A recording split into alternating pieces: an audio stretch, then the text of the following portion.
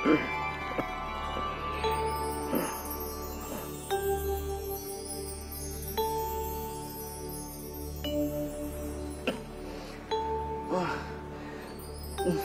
তো তোমার শখের কথা বলতেছো। বল বল, বসো বসো বসো বেটা বসো। এলে তো একটু জোরে বসে দে, জোরে বসে দে। আচ্ছা আচ্ছা, এই বালিশটা দে দেখি, বালিশটা দে, বালিশটা দে। বলো বলো, তোমার কি শখ হয়েছে বলো।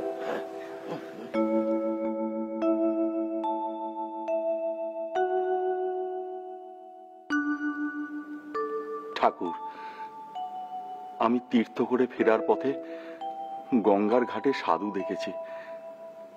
মনে মনে আমার স্বাদ হয়েছে ঠাকুর, মকর স্নানের আগে আমি সাধুদের ভান্ডারা দেব। বাহ বাহ বাহ, বেশ বেশ বেশ। ঠাকুর, আপনি অনুমতি করলে আমি নিজের হাতে থান ধুতি আর গেরিমাটি কিনে সেই গেরিমাটিতে থান ধুতি চুবিয়ে আমি গেরুয়া বানাবো।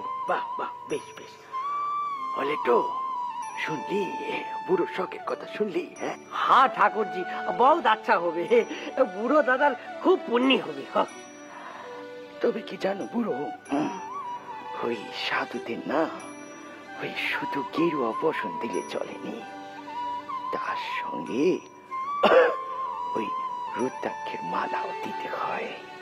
ওই গেরুয়া বসন, রুদ্রাক্ষের মালা সব সাধুদের ত্যাগের লক্ষণ।